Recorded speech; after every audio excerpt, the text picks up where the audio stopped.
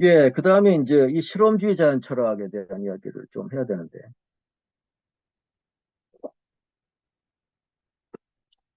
사실 근대과학이 오늘날과 같은 모습을 하게 된 과정에서 매우 중요한 하나의 어, 포인트가 이 실험실의 탄생 또는 실험주의 자연 철학이 이 많은 논란을 거치면서 하나의 중요한 과학적 방법으로서 수립됐다고 하는 것이 이제 굉장히 중요한 사실이라고 우리가 생각을 할 수가 있어요. 우리는 지금 너무나 당연하게 실험을 통해서 어떤 과학 지식을 얻는다.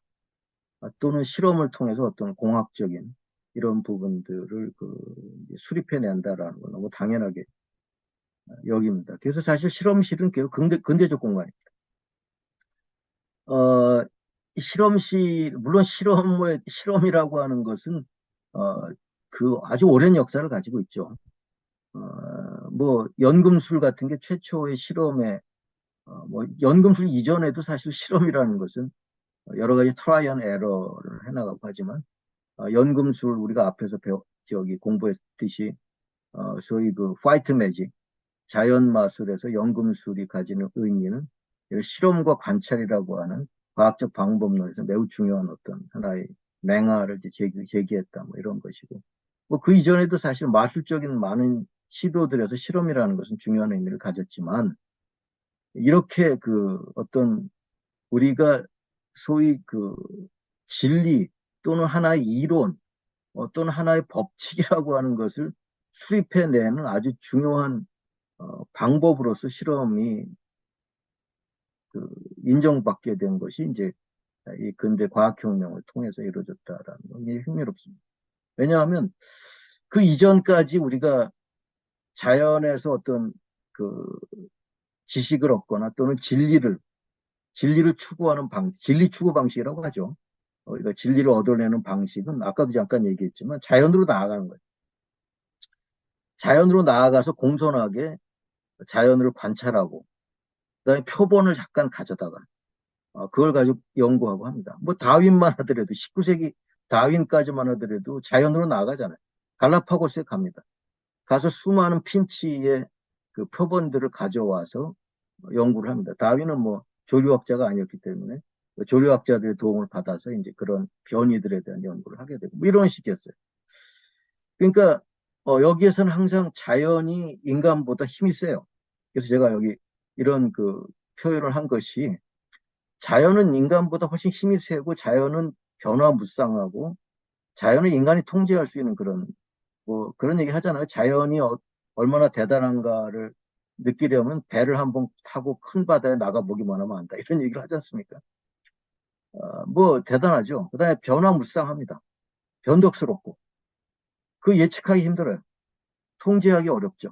그래서 이제 베이컨이 자연을 인간이 가져다가 닥달해서 해야 된다라고 하는 표현을 쓴 것은 굉장히 놀라운 어떤 그런 표현이라고 할 수가 있겠죠.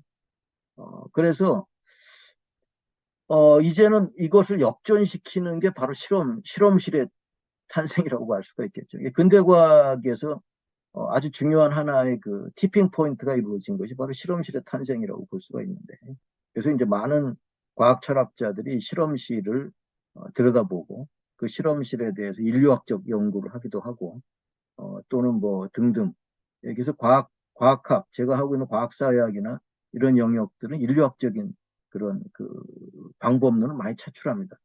실험실에 가서 지켜보는 거예요. 도대체 이 사람들이 어떻게 진리를 만들어낼까? 어떻게 true, false를 판단할까? 어떤 실험을 해서 거기서 나오는 수많은 데이터들 중에 어떤 것을 취하고 어떤 것을 버릴까? 이걸 다 그냥 지켜보는 겁니다. 그러니까 이런 과정들이 이제 뭐 여러 가지 이제 그런 참여 관찰이라고 보통 얘기하죠. participatory observation이라고 하는데. 그래서 이런 실험실이 많은 연구에 특히 과학이 어떻게 만들어지는가, 왜 우리가 어떤 것을 true, 어떤 것을 false라고 판정하는가, 여기에 대한 걸 보기 위해서 실험실로 눈길을 돌리게 되는 것이죠. 물론 실험실은 끝없이 많이 변화하고 지금 오늘날 실험실의 위상은 또 많이 바뀌고 있지만. 근데 일단은 기본적으로 이 실험실을 만들었다는 것은 자연을 반대로 실험실로 끌어들이는 거예요. 이게 굉장히 중요합니다. 옛날에는 인간이 자연으로 나아가는데 이게 굉장히 어려워요. 아주 비용도 많이 들고 힘들어요. 그냥 가서 마음대로 우리가 그 관찰하기도 어려워. 뭐 기상 조건도 안 좋고 뭐 등등. 반면 실험실을 만들어 놓고 거기에 자연을 끌어들이면 인간이 자연보다 힘이 세집니다. 그럼 자연은 어떻게 끌어들입니까? 그 커다란 것을. 자연을 끌어들이는 게 아니라 자연의 대리물들을 끌어들이는 거죠. 그래서 우리가 어, 이 어, 우리가 마음대로 조작하고 통제할 수 있는 어떤 그런 대상으로 자연을 바꿔내는 것들이죠. 그래서 이제 브루노 라투르가 내게 실험실을 달라. 그러면 내가 그 뭐 지구를 들어올릴 것이다. 이런 식의 유명한 말을 패러디해서 누가 아르키메데스가 했던 말인가요? 그 말을 패러디해서 했던 그 유명한 논문 파스테르가 이 했던 실험을 가지고 이제 했던 그 뭐 아주 유명한 그 논문이죠. 이런 것들을 하게 된 게 다 실험실이라는 게 얼마나 중요한 특히 근대에서 그 과학 근대 과학과 근대의 어떤 우리가 이 진리를 만들어내고 또는 팩트를 만들어내고 그다음에 어떤 이론을 만들어내고 또는 어떤 그 공학적인 그 장치들을 만들어내는 공간으로서 실험실이라는 것이 어떻게 만들어지게 되었는가. 결코 이것도 저절로 만들어진 게 아니고 굉장한 컴피티션과 굉장한 이 논쟁과 이거 과정을 통해서 만들어진 어쨌든 이 실험주의 자연 철학이라고 불릴 수 있는 이 흐름이 그 당시 여러 흐름들과의 싸움에서 이겼기 때문에 오늘날 우리는 실험실을 당연하게 여기게 되는 거죠. 그래서 여기에는 굉장히 많은 대리물들이 들어옵니다. 뭐 예를 들면 우리가 어, 수많은 실험 동물들을 쓰잖아요. 그래서 그것들을 생명이라고 가정하는 거죠. 자, 이 사람을 할 수는 없으니까 이걸 쥐를 통해서 또는 뭐 몰모트를 통해서 실험을 하고 이것을 일단 인간을 대표하는 또는 생명을 대표하는 존재라고 하자. 이 수많은 보조 가설이 들어갑니다. 그렇기 때문에 그걸 컨트롤드 익스페리먼트라고 합니다. 통제된 실험. 그리고 수많은 변인들을 다 차단해요. 내가 보려고 하는 하나의 효과만을 보기 위해서 다른 이 베리언트, 그 변수들을 다 차단시키어서 내가 어떤 그 효과를 보려고 하는 것이죠. 근데 여기에도 수많은 또 보조 가설이 들어갑니다. 그런 것들을 과연 차단할 수 있느냐? 이것도 가정이야 전부. 그런 수많은 가정들의 덩어리가 이게 인정이 돼서 뭐 풍동을 만드는 것도 마찬가지죠. 아니 공기역학 새로운 비행기 모델을 시험해야 되는데 그걸 가지고 나가서 실제로 하려면 엄청난 비용이 들어가죠. 위험하잖아요. 대신 풍동이라는 걸 만들어 놓고 거기에서 공기역학적인 어떤 모형을 만들어서 실험을 한다. 다 마찬가지입니다. 그래서 뭐 화학에서도 마찬가지. 이 시료, 화학적인 여러 가지 시료나 이런 부분, 시약 이런 것들이 자연을 대리해서 들어온다는 그런 가정을 하는. 그렇게 되면 자연은 고분고분해지. 인간이 마음대로 축소시키는 거죠. 그 커다란 코끼리를 가지고 실험할 수 없으니까 우리가 쉽게 다룰 수 있는 마우스를 해가지고 실험을 하는 거죠. 이게 다 단순화시키거나 또는 변형시키거나 또는 이걸 대체시켜서 그것들을 가지고 이것을 자연이 여기에 들어왔다고 가정해놓고 실험을 수행하는 것이죠. 이것이 이제 그야말로 근대과학이 이루어낸 아주 중요한 하나의 어, 변화라고 할 수가 있죠. 자연에 대한 태도와 그 밖에 진리 또는 지식을 추구하는 방식에서.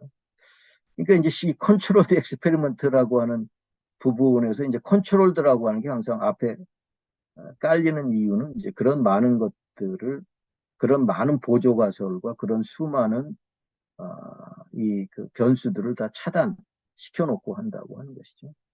그래서 이런 물론 많은 사람들이 실험을 얘기했습니다.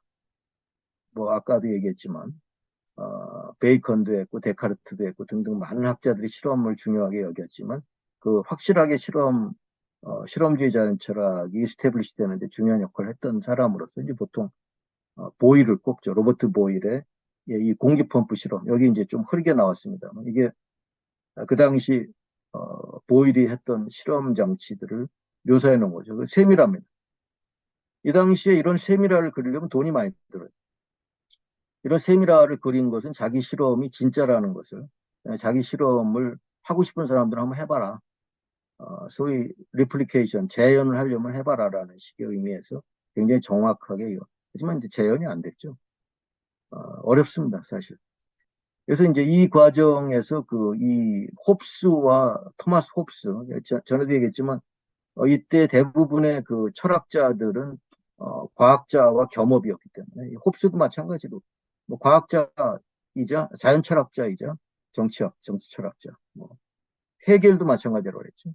뭐 등등 많은 사람들이 사실은 헤겔도 행성운동에 대해서 뉴턴을 비판하는 책이 국내에도 번역도 나왔더라고요. 깜짝 놀랐는데 제가. 뭐 그런 식으로 그 당시 이 자연 철학은 그 과학의 아주 중요한, 철학의 매우 중요한 영역이었기 때문에. 그래서 공기 펌프 실험을 둘러싸고 이 벌어졌던 논쟁 과정을 쓴 책이 바로 이 쉐이핀과 셰퍼가 쓴 리바이어던과 공기 펌프라는 실험 책입니다. 아직 우리나라 누가 번역하고 있다는 얘기 들은 지가 벌써 한 10여 년 된 것 같은데 아직도 이 번역은 안 됐는데 왜냐하면 이런 책 번역하면 잘해야 본전이거든요. 워낙 유명한 책은 번역하면 대개 보면 욕을 많이 먹는 확률이 매우 높습니다. 그래서 대개 다 좀 안 하려고 꺼리는 경향이 많이 있는데 누가 좀 해줬으면 좋겠는데 하여튼 뭐 이 책이 굉장히 유명합니다. 여기에서 이제 뭐 굉장히 다양한 그런 논쟁들에 대한 얘기가 나오고 진공의 존재를 둘러싼 논쟁. 진공이라는 건 굉장히 첨예한 그 당시 문제였죠. 그래서 이제 진공의 존재를 또 아리스토텔레스 같은 경우는 진공을 인정하지 않았습니다. 근데 이제 그런 부분들도 있었고 여러 가지 의미도 있었지만 가장 중요한 것은 이제 이런 공기 펌프라고 하는 것이 이제 제대로 작동했느냐를 둘러싸고 일단 홉스하고 보일이 많은 논쟁을 벌였고요. 왜냐하면 이게 완벽한 진공이 아니었어요, 사실은. 근데 이제 조금 이 그림부터 먼저 보면 이게 그 당시 했던 실험을 나중에 후대에 이제 한 100여 년 후인가 하여튼 어, 그림으로 그린 유명한 그림. 이 그림, 이게 많이 나옵니다. 여기 보시면, 여기 주위에 있는 사람들이 이제 이 실험실에는 항상, 여기 보면 증인들이 존재했어요. 이 증인. 이 당시 증인들은 젠틀맨. 젠틀맨이라고 하면 이제 우리는 되게 영국 하면 영국 신사를 떠올리지만, 젠틀맨은 그 당시 하나의 사회 계층입니다. 그래서 말하자면 이제 믿음직한, 사회의 일종의 어떤 어느 정도 증인이 될 만한 그런 신분을 가진 사람들을 뜻하죠. 그래서 이제 대개 이 아까 해부가 아주 중요한 하나의 엔터테인먼트였다고 한다면 이 실험도 아주 중요한 하나의 엔터테인먼트이자 자기 과시. 그러니까 대개 이제 귀족이나 이런 사람들이 자기 집에 이런 공간들을 만들어서 기이한 장치들 이런 것들을 놓고 사람들 일종의 사교 활동의 일종으로 이런 실험 같은 걸 하기도 하고 했어요. 그래서 이제 지금이야 우리가 내가 하는 주장이 옳으냐 그르냐, 즉 진공을 만들 수 있는 게 옳으냐 그르냐 이런 것들에 대해서 뭐 지금이야 논문을 써가지고 학회지에서 이제 인정을 받죠. 그렇지만 인정 체계가 그때는 증인에 의한 인정 체계. 이제 보면 법정과 유사합니다. 법정에서 증인들이 나와서 증언을 하고 거기에 대해서 판정을 하는 것과 마찬가지로 그래서 되게 유력한 인사들을 많이 자기 실험에 초대해서 증인이 되도록 해서 그 증인들이 가서 봤더니 진짜 진공이 만들어졌어. 그래서 여기 보면 새를 집어넣죠. 촛불을 가지고도 실험을 했습니다. 그리고 이제 촛불은 좀 약하니까 이 새를 집어넣어서 새가 이 질식해서 죽는 걸 보여주면서 이제 이 에어펌프 실험이 성공했다라는 걸 사람들이 이제 여기 보면 이 한 귀부인은 지금 눈을 가리고 못 보겠다는 이제 이런 그 포즈를 취하고 있기도 하죠. 그래서 그 당시 홉스는 일단 실험이라는 방법을 통해서 어떤 과학적인 그 사실을 수립한다는 것 자체, 이 방법론 자체를 인정하지 않았어요. 이게 무슨 장난이냐? 이게 무슨 이런 식으로 해서 어떻게 직접적인 관찰을 통해서 우리가 진리를 아는 것이지 무슨 실험이라고 하는 이거는 굉장히 많은 왜곡이 존재할 수밖에 없고 이런 것이요. 그 당시에 이 그 보일은 이런 방법을 통해서 뭔가 확실하게 사실을 수립하는 어떤 하나의 그 토대를 구축하기 위해서 실험이라고 하는 것을 그 기반 위에 올려놓으려고 그런 시도를 했었죠. 결과적으로는 이제 이 그 보일의 이런 그 실험주의 자연 철학이 인정을 받으면서 결국 이제 오늘날 우리가 잘 알다시피 실험이라고 하는 것이 확고부동한 그런 하나의 어떤 방법으로서 자리를 차지하게 됐지만 그때 당시에서는 굉장한 어떤 논란이 이어지는 그걸 그대로 잘 보여준 책이 바로 이 리바이어던과 공기펌프라는 그런 책이라고 했어요. 그래서 이제 그 또 이 재현이라고 하는 문제 이거는 사실 우리가 이제 과학이 왜 특별하냐 또는 과학이 다른 분야들과 어떤 면에서 차이가 있냐라고 얘기를 할 때 대개 두 가지를 과학자들이 많이 제기하는데 하나가 실험이죠. 우리는 실험을 한다. 엄밀한 실험을 통해서 입증한다. 이걸 그렇다고 어떻게 인정하느냐? 재현이 가능하다. 자, 여기서 한 실험을 다른 사람이 똑같이 했는데 똑같은 결과가 얻을 수 있다. 이것이야말로 확고부동한 증거가 아니냐라는 이야기죠. 근데 이제 과학사회학에서는 그 재현이라는 게 그렇게 자동적으로 명확하게 이루어지는 게 아닐 수 있다는 부분을 또 이제 문제제기를 하면서 이 재현 가능성을 둘러싼 많은 또 논란이 있습니다. 예, 그 여러 가지 이제 과학에서 특히 이제 그 좀 어려운 그런 그 이론들, 이런 부분들, 뭐 우리가 잘 알죠. 초전도 현상이라든가, 뭐 얼마 전에 중력파, 이거 이제 결국 인정을 받았습니다. 그것도 제가 대학원에서 그때 그 중력파 논쟁 가지고 굉장히 오랫동안 학생들하고 같이 이제 그 추적해 나가면서 이 과연 한 사람이 했던 실험이 다른 사람을 재현했다고 해서 그 두 가지 실험이 과연 정말 같은 실험이냐? 아니면 이 차이 때문에 이게 다른 실험을 해놓고 아니라고 하는 것이냐, 아니 같다고 하는 것이냐, 뭐 등등 이게 굉장히 어려운 문제들이 많이 발생합니다. 여기에서도 이 재현 문제가 홉스가 또 제기했던 하나의 그 문제입니다. 그래서 여러 가지 쟁점에서 홉스가 이제 제기했던 많은 문제들이 사실 정당한 그런 문제 제기였다라는 걸 보여주려고 이제 이 그 쉐이핑과 셰퍼가 이 책을 쓴 거죠. 오늘날 물론 실험주의 자연철학은 인정을 받았지만 당시 이 공기펌프 실험을 둘러싸고 벌어진 논쟁에서 홉스가 제기했던 많은 문제점들이 사실은 충분히 제기할 법한 문제들이었다라는 그런.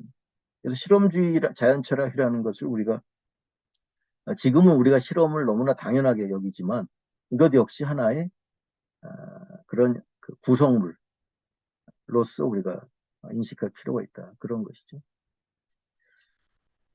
예, 그래서 사실 이 실험실의 등장은 이제 그야말로 이제 과학에서 접근 방식의 어떤 큰 차이점을 가져오게 되는 것이라고 봅니다. 그래서 실험실에 많이 주목을 하지 않을 수가 없게 되는 거죠. 그 과거는 하나의 데몬스트레이션 정도의 수단이었다고 볼 수도 있죠. 이 갈릴레이 낙하 실험을 제가 여기에다 물음표를 쳐놨는데 우리가 잘 아는 갈릴레오의 그 피사의 사탑 실험을 얘기하는 건데 그 피사의 사탑에서 실험이 진짜 있었는가에 대해서 과학사가들은 거의 부정적인 입장이에요. 후대에 만들어진 이야기였을 가능성이 매우 높다. 실제 실험은 이 경사로 실험이었답니다. 이게 제가 직접 찍어온 사진입니다. 피렌체에 가시면 많이 다녀오셨겠지만 피렌체 가면 진짜 눈이 막 휘둥그레지죠. 갈 데가 너무 많아요. 그 미술관 가기도 벅찹니다. 예약하고 가도 한 두세 시간 기다려 들어가죠. 오피치 미술관 같은데 가면은 뭐 때 밀려가지고 조금만 보려고 그러면 옆에 그 관리자가 막 엄청 구박하죠. 빨리 가라고 막 밀어붙이고 막 밀려다닙니다. 제가 거기서 사실 굉장히 좀 빈정이 상했어요. 아이, 지금 뭐야. 이 좀 보려고 그러면 막 밀어제끼고, 마치 짐짝 취급하듯이 막 가라고 그러고, 뭐 오래 서 있지 말라고 그러고, 뭐. 그래서 한참 이제 나와서 커피를 한 잔 먹고, 이제 그 옆에 바로 갈릴레오 박물관이 있어요. 피렌체와 갈릴레오는 뭐 뗄래야 뗄 수가 없죠. 그 메디치가에서 거의 뭐 엄청난 이 후원을 받았던 인물이기 때문에 갈릴레오 박물관 갔더니 굉장히 기분이 풀어졌습니다. 왜? 사람이 하나도 없어요, 일단.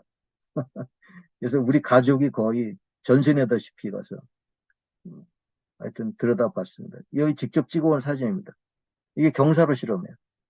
사실 갈릴레오는 경사로 실험을 통해서 이 무거운 물체와 가벼운 물체가 거의 똑같은 동시에 이 낙하한다는 사실을 이미 알았어요.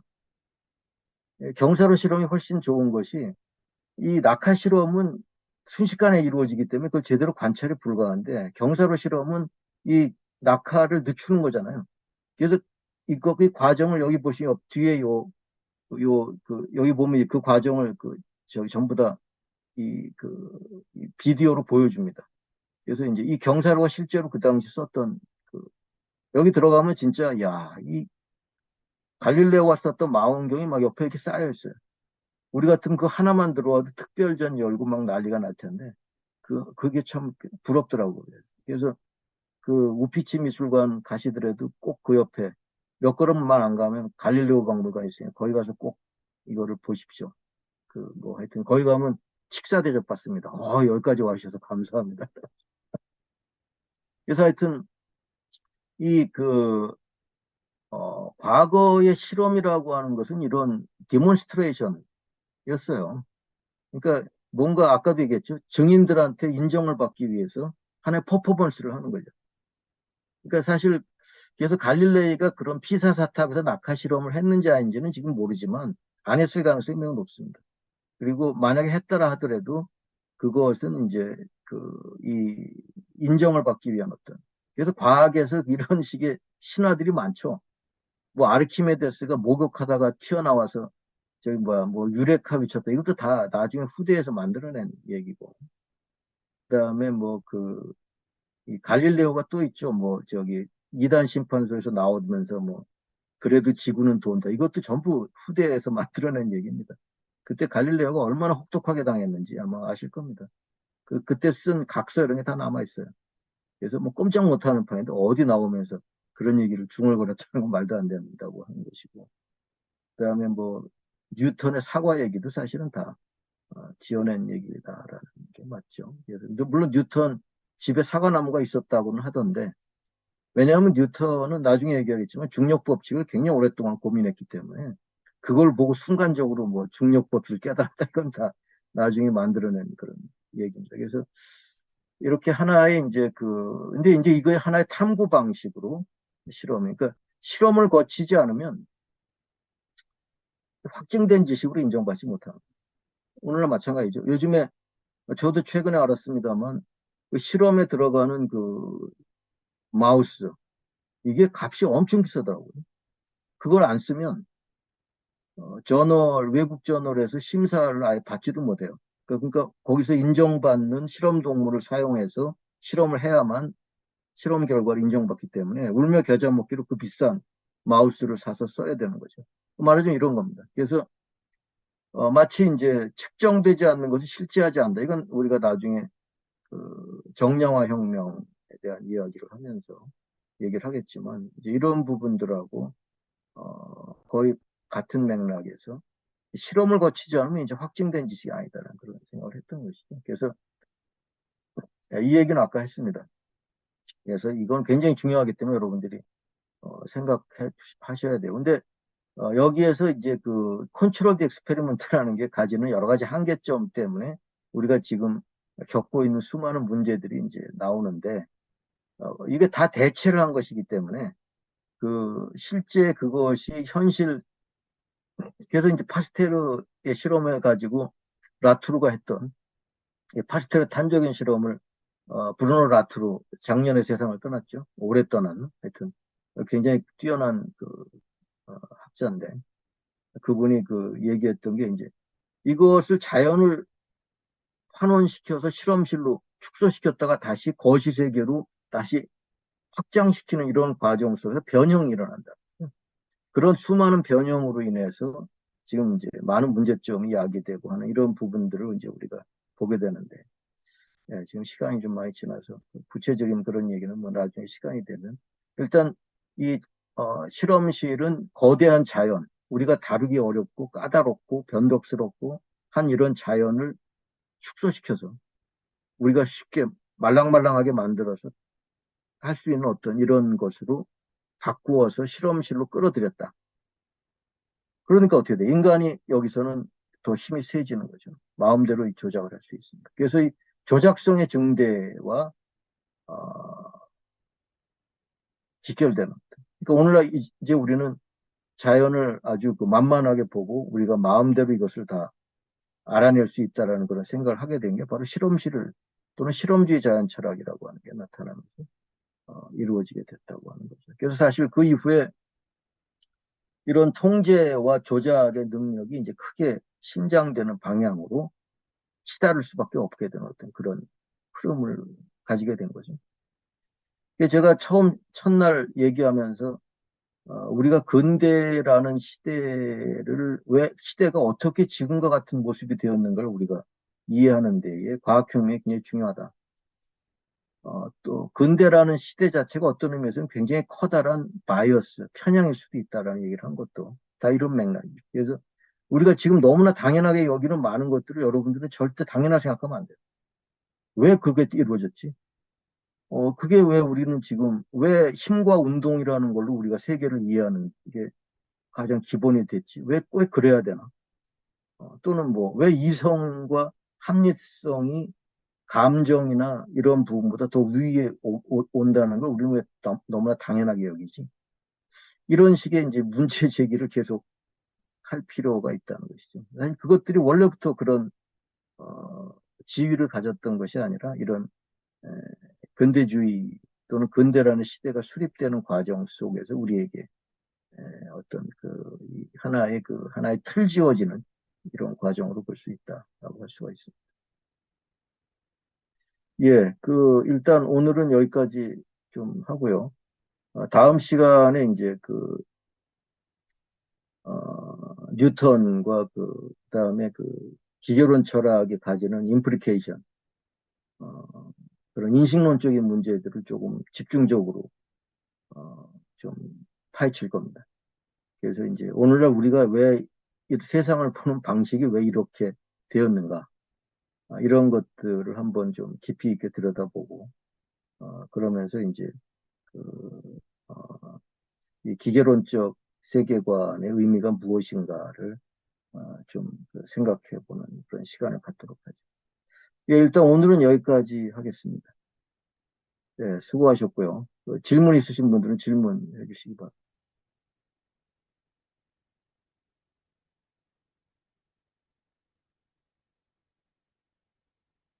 어, 선생님 말씀 너무 재밌게 잘 들었고요. 네.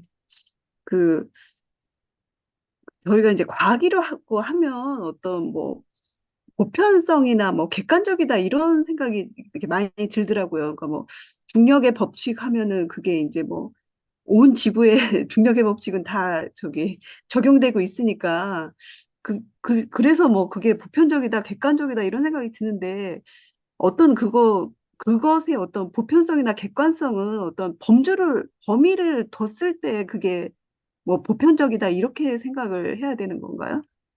그, 잘, 네. 이제 아마 다음 시간에 우리가 그런 부분들을 좀 이제 생각을 좀 해볼 텐데요. 그러니까 사실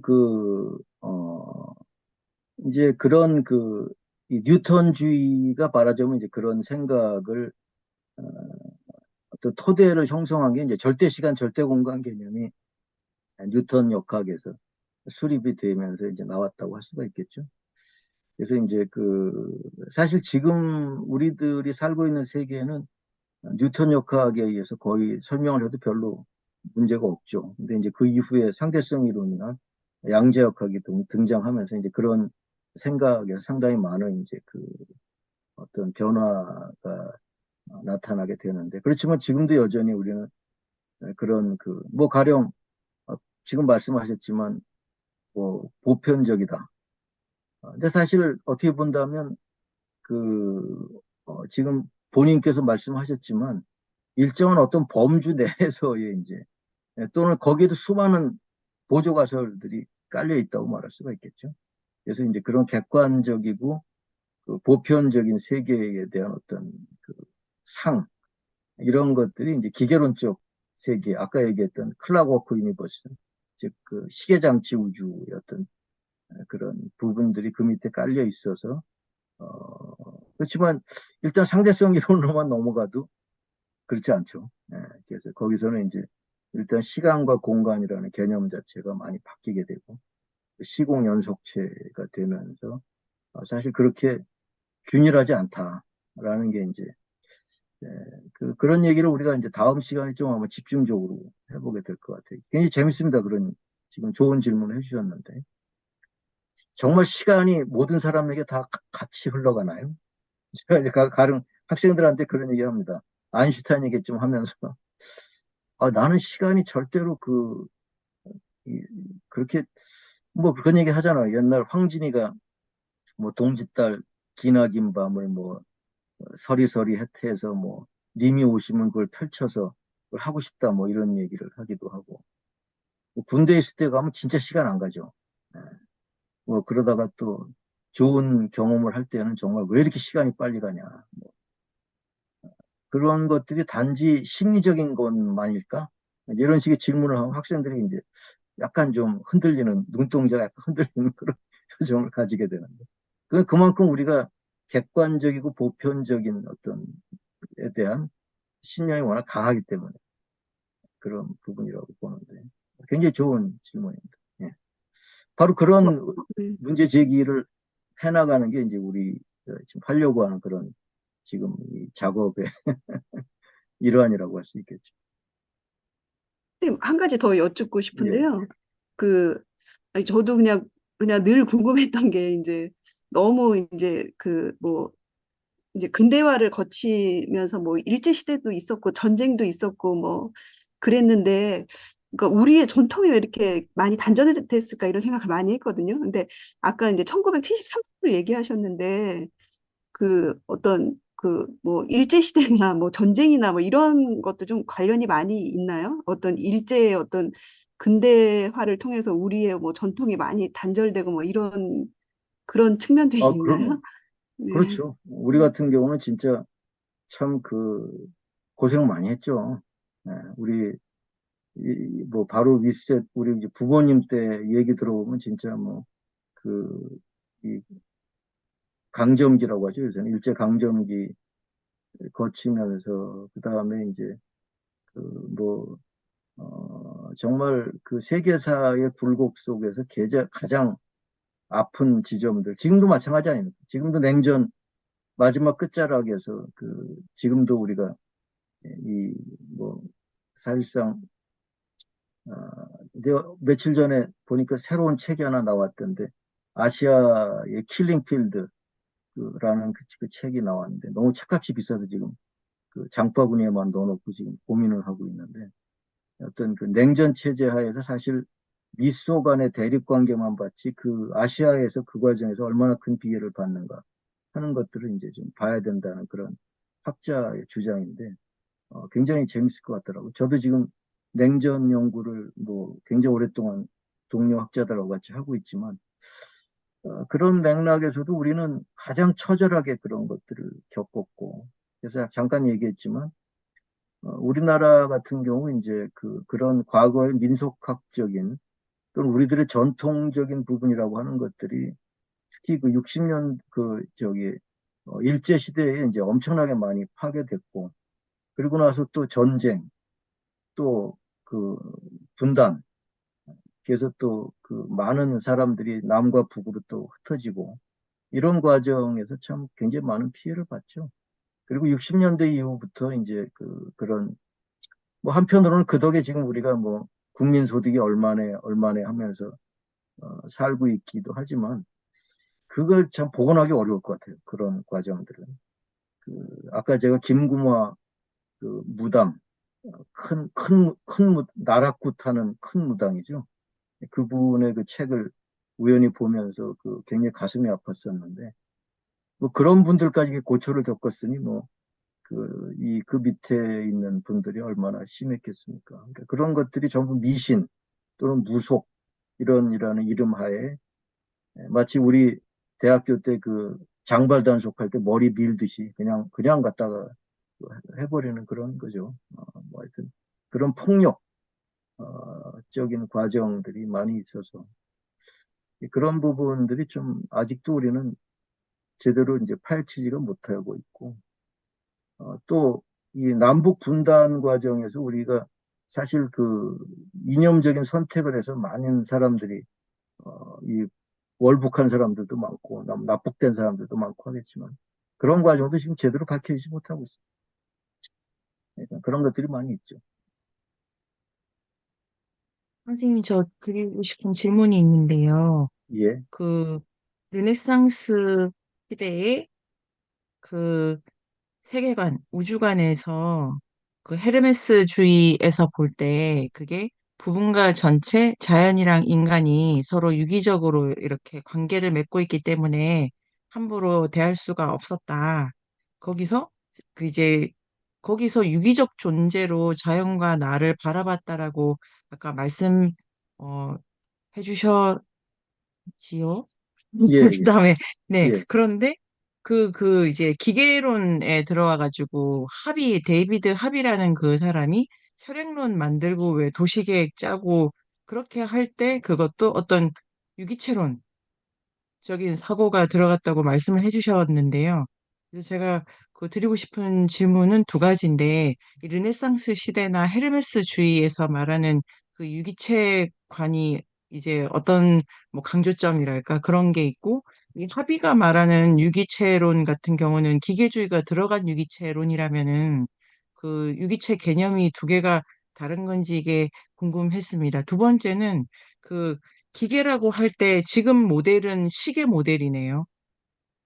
시계 모델이고 시계는 아까 말씀하신 것처럼 섭리가 맞물리는 것에서 이렇게 이제 정확하다. 요까지 제가 상상할 수 있었는데 이 기계론의 그 기계라고 하는 게 아까 선생님 말씀 그 주실 때 그 지금 이제 그 제가 낳은 애들은 기계가 다 전자 디지털 이렇게 돼가지고 톱니에 대한 생각도 별로 없을 것 같기도 한데요. 그럼 이 기계론이라고 하는 게 현대 과학사에서 그 기계 모델이 시계 말고 다른 거를 쓴다고 볼 수 있는 건지 우리 시대의 기계론 뭐 지금 오늘날 이때 기계론도 여전히 톱니 모델인지 기계주의라고 할 때 그 기계가 어떤 거를 배경에 두고 있는지가 어, 궁금합니다. 예. 아주 그 좋은 질문을 해주셨는데 일단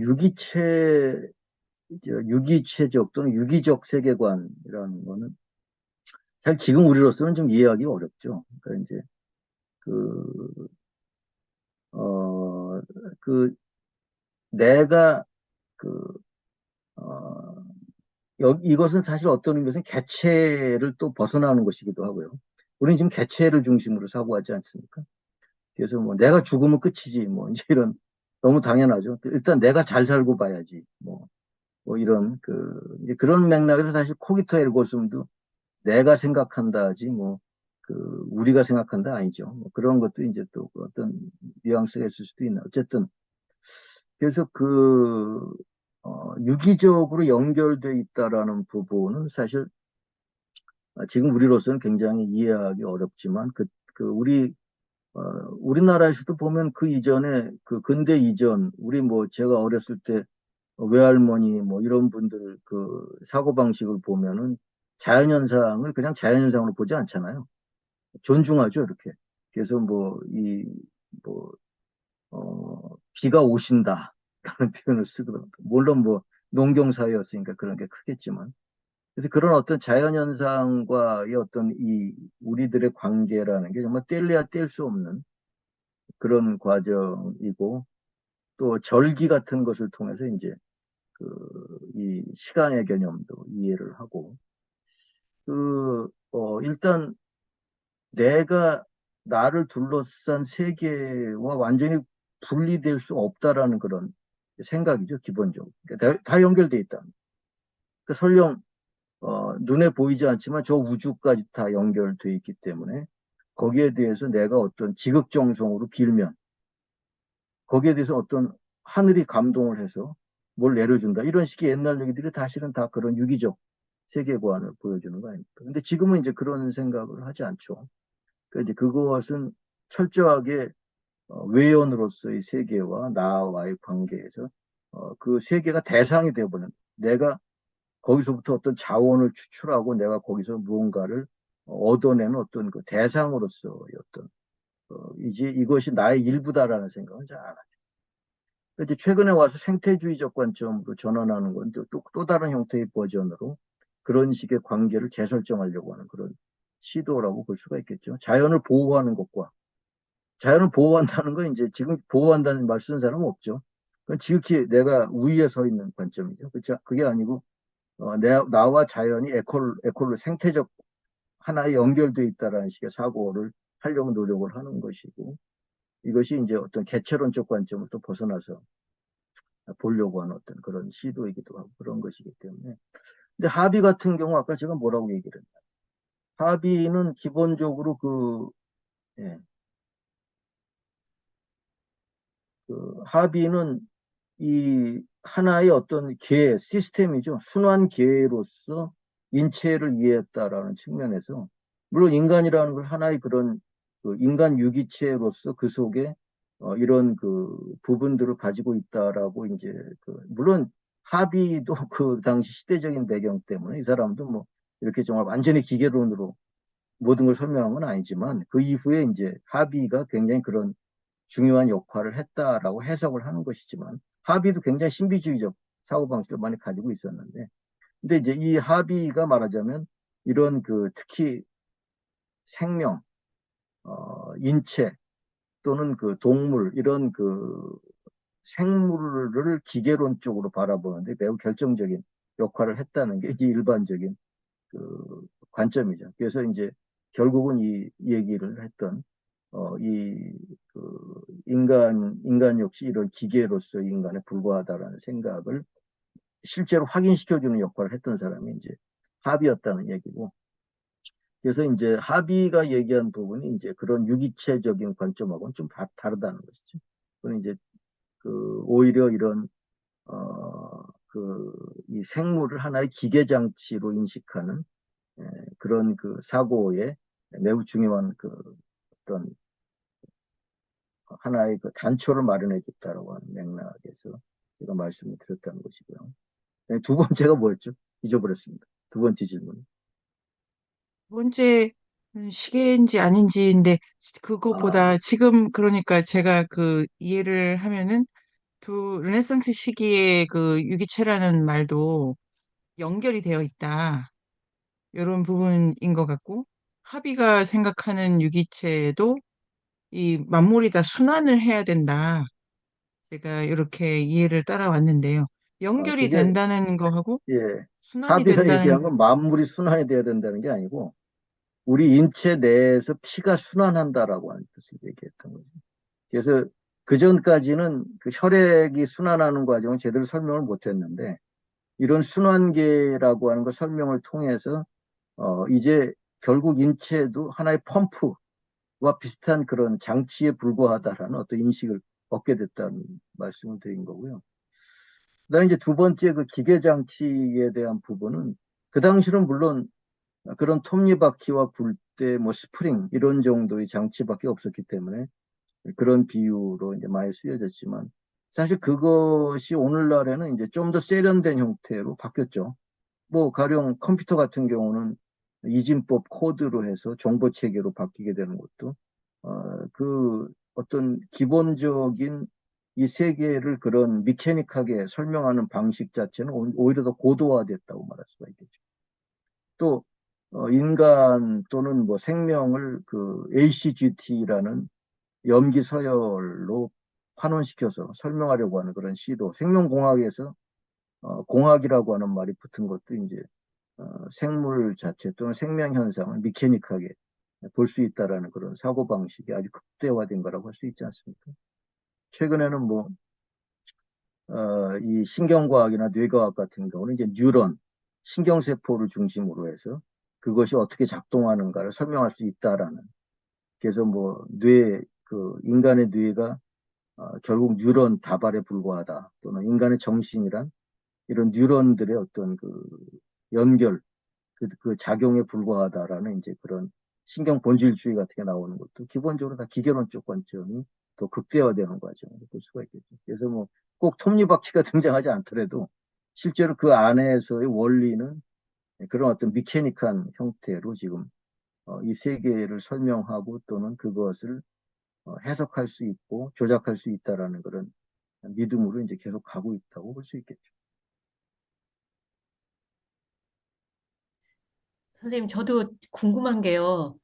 이게 예, 기계주의적 세계관, 힘과 운동으로서의 어떤 물리적인 세계관이 계속 서양 근대를 열어왔고, 계속 그러왔을 텐데, 거기서 인간들의 심리라든가, 되게 궁금해요. 이 젠틀맨들이 주로 증인으로 들어가 있고, 이 젠틀맨이 그 사회의 예술이나 문화를 소비했을 텐데, 이 기계론적인 세계관이 다른 예술 같은 게나 문화 전반을 끌어갔나요? 그러니까 과학이 얼마나 이게 많이 정말 이렇게 어떤 전환을 가져왔을까가 되게 궁금해서, 왜냐면 기계로서의 인간인데, 제가 주워 들은 말로는 근데 자아나 내면을 설정했다고 그랬거든요. 인간의 굉장히 심리적으로 들어가게 되는 계기가 막 되었다. 막 그러는데, 이 물리적인 세계관하고 어떻게 이 인간관하고 어떻게 얼마나 많은 어떤 변화가 있을까가 좀 되게 궁금하기도 해요. 다음 시간에 나올 것 같기도 한데요.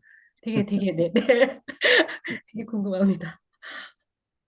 예, 물론 이제 인간에 대한 여러 가지 해석과 설명들이 이제 등장하고 뭐 프로이트 같은 사람들도 이제 등장하면서 프로이트주의가 급속하게 쇠락하게 된 거는 이제 이 약물 신경 약물 계통이 이제 아주 발달하면서 이제 그런 그 면접 소위 인터뷰를 통한 대화를 통한 치료법 이런 것들이 이제 아직도 물론 꽤 남아 있죠. 지금도 뭐 코로나 그 후유증 겪는 사람들 보면 이제 가서 심리 상담 해보라라고 그런 게 다 그런 흔적인데 뭐 그런 어떤 다양한 흐름들이 있습니다만 이 젠틀맨이라고 하는 건 그 당시 사회 계층이고 대개 이제 귀족이라든가 이렇게 그 사회의 유력 인사 말하자면 이제 그 오피니언 리더급에 해당되는 사람들을 뜻하죠.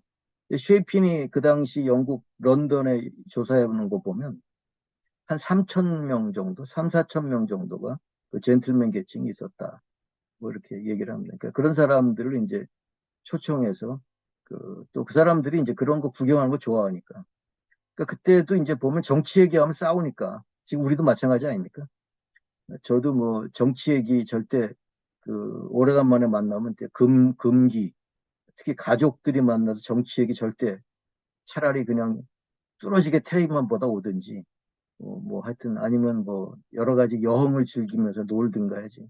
그때도 마찬가지였던. 그래서 이 싸움박질 나니까 이제 그런 과학 같은 걸 가져다가 이제 그 실험 같은 거 보여주고 하면 굉장히 이제 이 사교에 특히 뭐 내가 상당한 이제 이런 수준을 가지고 있다 이런 걸 보여주는 이런 것으로서 그래서 그런 사람들을 해서의 도락 이렇게 도락이라고 보통 그랬죠. 그래서 처음에는 굉장히 영국에서 과학은 처음에 그런 이제 아마추어리즘에서 많이 출발했다고 그러죠. 그래서 그런 아마추어리즘에서 출발을 해서 영국 과학이 더 자유롭게 발전을 했다. 반면 프랑스 과학은 정부가 이제 육성을 하려고 해서 그런 이제 어떤 차이점이 있다 이렇게 설명을 하기도 하는데 그래서 그런 사람들 사이에서는 그런 기계론적인 부분들이 그때는 굉장히 센세이션한 새로운 새로운 세계를 열어주는 그런 부분이었죠. 신기하잖아요, 일단.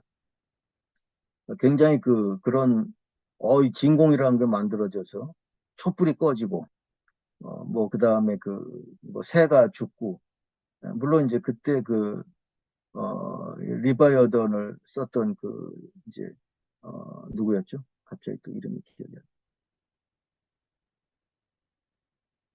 예, 홉스 같은 경우는 이제 그게 아니라 이게 완전히 밀봉이 안 돼서 거기 공기에 소용돌이가 들어가서 그것 때문에 꺼진 거야. 그다음에 이제 그것 때문에 새도 죽은 거야. 이렇게 또 설명을 하기도 했습니다만 어쨌든 그런 부분들이 그 당시로서는 지금의 우리로서야 뭐 전혀 뭐 별로 새로운 것이 아니지만 그때 당시는 지역에서 굉장히 레디칼하다라는 표현을 썼었죠.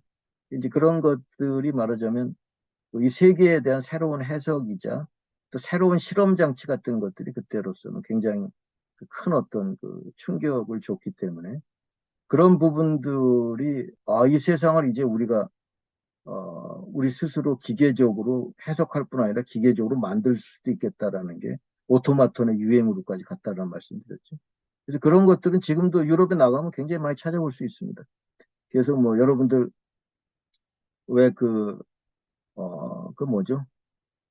보석 상자 같은 거 이렇게 열면 그 위에서 막 발레리나가 막 돌아다니고 하는 이런 아주 정교한 장치 이런 것도 사실은 그런 오토마톤의 흔적이라고 할 수가 있겠죠. 프라하에 가면은 왜 시계, 굉장히 큰 시계들 있죠. 거기 보면 별의별 게 다 나와서 춤추고 들어가고 하는 거. 이것도 다 오토마톤의 어떤 유행에서 비롯된 것이고. 그러면서 이제 정밀 기계 산업이 발달하는데 또 굉장히 중요한 역할을 했다고 그렇게 얘기하죠. 일본에서는 오르골 같은 게 또 있지 않습니까? 그래서 왜 그런 것들이 다 보면은 그런 호사가들 또는 귀족들에서부터 시작돼서 이런 뭔가 기계를 이용해서 그게 문화화되는 거죠. 그래서 뭔가 그런 유행이 만들어지고 하는 그런 일련의 흐름들이 이제 이루어지게 되는데 거기에 대한 안티 거기에 대한 이제 반대로의 형태로 이제 우리가 마지막에 살펴볼 로맨티시즘의 흐름들이 또 나타나게 되는 거죠. 그래서 이제 그런 것들이 결코 그렇게 하나로 일관되게 나오는 게 아니라 그런 수많은 것들이 서로 각축한다. 이런 이제 관점에서 보면 재밌습니다. 그러면 이게 그때 이렇게 되지 않을 수도 있었겠네. 이 괴테가 이 사람이 대단한 또 철학 과학자였구나. 뭐 이런 것도 이제 알게 되고 그러면서 이제 하게 되는 거죠. 그래서 그렇게 단일하지 않습니다. 물론 제가 설명할 때는 이제 제가 나름대로 내러티브를 만들기 위해서 하나의 흐름을 가지고 쭉 설명하다 보면 이제 그죠? 그게 단일하지 않죠. 그래서 이제 제가 항상 이거는 그냥 이야기의 편의를 위해서 제가 이렇게 얘기하지만 실제 그렇게 단일하지는 않았다. 그거를 들여다보려면 이제 우리가 역사를 다 꼼꼼히 들여다봐야 되는데 제가 여기서 뭐 그런 얘기를 다 할 그런 형편은 못 되니까 그런 몇 가지의 컴피티션을 가지고 이제 설명을 드리는 거지. 근데 하여튼 제가 항상 하는 얘기는 결코 이것이 그냥 스무스하게 진행된 건 하나도 없다. 그 과정에서 계속 이 여러 가지 또 거기에는 정치 경제적인 이해관계가 다 깔려 있고 그런 속에서 누가 권력을 잡느냐의 문제를 가지고 서로 치고받고 하는 그런 과정들이 다 있었다. 이런 것들이 과학과 전혀 과학이라는 게 그냥 실험실에서 이루어지는 것만이 아니라 그것도 다 실험이라는 것 자체도 하나의 폴리티컬한 어떤 폴리틱스가 그 속에 다 있었다라는 거 이제 얘기를 하려고 해요.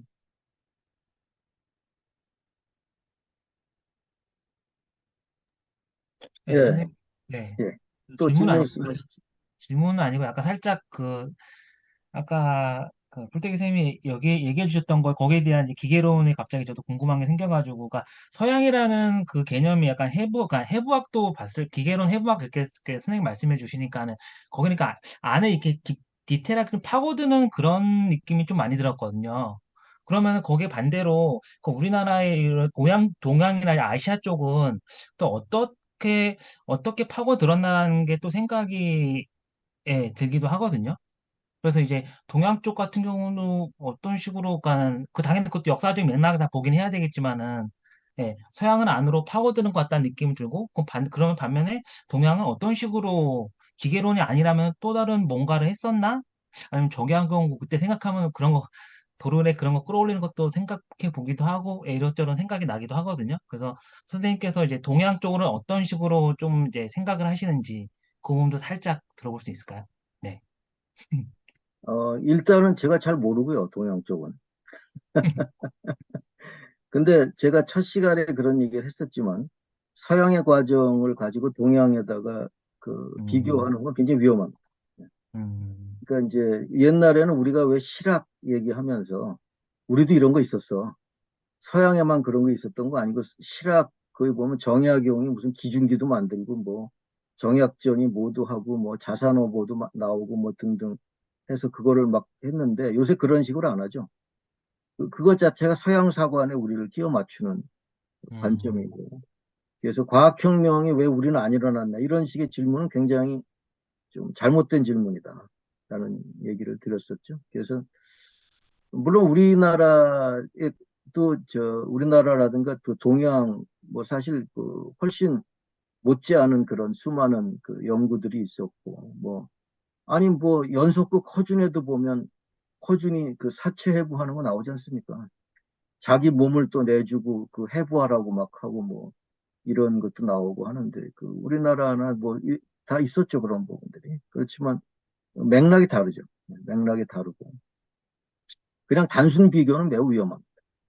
그리고 그 나름대로의 과정이 있기 때문에, 뭐, 사실 서구가 자기들 주장하는 것처럼 뭐 과학에서 앞섰다고 하는 이야기는 이제 극히 최근에 와서 이 얘기지. 그 이전은 뭐 비교도 안 됐죠. 거의 정말 황무지와 같은 상태여서 그때 중국에 와서 뭐 서양인들이 놀라는 거 보면 정말 놀라 자빠지죠. 그 중국의 그런 것들을 보면서 북경 같은 데 가가지고 보면서 그 하여튼 뭐 그런 것들은 또 어나더 스토리이기 때문에 그건 뭐 제가 이렇다 저렇다 얘기 할 수 있는 그런 성질이 아니고 저는 이제 이 과학혁명의 과정들을 가지고 이제 지금 얘기를 하는 것입니다. 그래서 그거는 또 다른 맥락에서 이제 또 접근을 해야 되는 그런 요즘에 굉장히 우리나라에서도 학자들이 많이 과학사 학자들 한국 과학사 쪽으로 많이 연구들을 하시고 있고 하기 때문에 앞으로 많은 성과가 나오지 않을까 그런 얘기도 나오고요. 박정희 시대에 대해서도 젊은 학자들이 굉장히 많이 연구하는 걸로 알고 있어요. 굉장히 재밌는 논문들이 많이 나오고. 네. 감사합니다. 오늘 말씀해 주셨던 것 중에서 당연한 게 당연한 게 아니다라는 거, 과학이라든지 네, 철학이라든지, 그러니까 저희가 흔하게 들었던 그런 어휘들이 이런 맥락 속에서 나왔다라는 거, 네. 네, 그래서 깊게 새기면서 선생님 아까 언급해 주셨던 그 자유 철학 번역 네, 책도 한번 사서 읽어봤는데, 예, 네. 거기 그렇게 자세히 나와가지고, 예, 도움을 좀 많이 받았습니다. 그 우리가 조금 그런 어떤 부분들을 이렇게 좀 삐딱하게 볼 필요가 있어요. 예. 그래서 이제 뭐 그냥 왜 그렇지? 이런 생각을 계속 할 필요가 있습니다. 이게 성찰이라고 저는 생각을 합니다. 그러니까 이제 제정신을 가지고 살아간다는 게 굉장히 피곤한 일이에요. 되게 그냥 받아들이지를 못합니다. 그래? 그건 왜 그렇지? 꼭 그렇게 생각해야 되나? 그게 꼭 그렇게 되라는 법이 있나? 뭐 이런 식의 생각을 계속 하니까 약간 피곤합니다. 그다음에 이제 주위 사람들이 좀 피곤해요. 좀 그만 좀 해. 뭐, 되게 얘기를 잘 안 하죠. 이제. 그래서 이제, 그래? 뭐, 그러고 마는데. 하여튼 그래서 우리가 그런 코스트를 지불을 할 수밖에 없어요. 성찰적인 관점에서. 특히 근대 같은 어마어마한 이, 이 친구하고 좀 씨름을 하려면 이거 엄청난 코스트가 들어갑니다. 근데 그게 들어가면 들어갈수록 이제 조금 더 약간 좀 눈이 떠지는 기분이 조금씩 드는 거죠. 그래서 그런 재미가 쏠쏠합니다. 근데 하여튼 약간 좀 저는 흔들기를 좋아해요. 사람들을 흔드는 걸 좋아합니다. 진짜 그거래?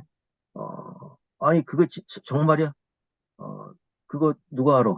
뭐 이런 식의 내가 보니까 좀 아닌 것 같은데 이런 것들을 학생들한테도 제가 수업할 때는 처음에 내가 좀 니들을 좀 이번 학기에 좀 흔들어 보려니까 어, 좀 제대로 흔들려 보고, 그다음에 언제든지 얘기할 때 중간에 치고 나와서 나한테 반박해라. 그래서 이제 그런 학생이 있으면 굉장히 좋아합니다.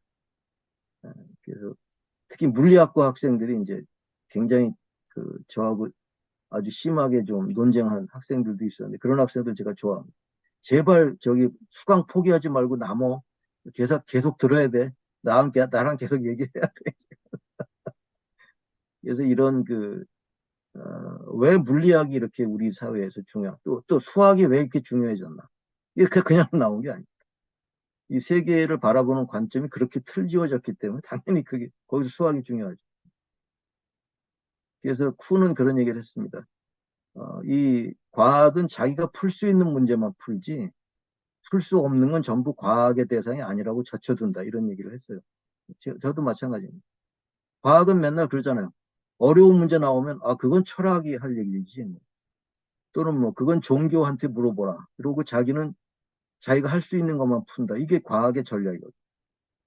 그러니까 당연히 설명력이 높을 수밖에 없죠. 쿤이 이미 과학혁명의 구조에서 그런 얘기를 다 합니다. 이게 굉장한 재미있는데. 그래서 이 실험주의 자연철학, 실험실로 끌고 들어올 수 있는 부분만 끌고 들어와요. 아닌 건 실험의 대상이 아니라고 얘기하죠. 그래서 하여튼 이런 것도 이제 과학사회학에서 그걸 다 파헤치고 들어가는 거죠. 그래서 정말 그게 실험을 했다고 해서 그게 정말 맞는 거야? 진짜 그 실험이 맞아? 또 재현했다고 그러는데 그거 맞는 거야? 계속 그런 딴지를 겁니다. 그래서 이제 하여튼 그 과정에서 굉장히 재미난 그런 많은 논쟁도 있고 한데, 예, 피곤해서 이제 그만해야 돼요. 제 체력의 한계에 도달했습니다.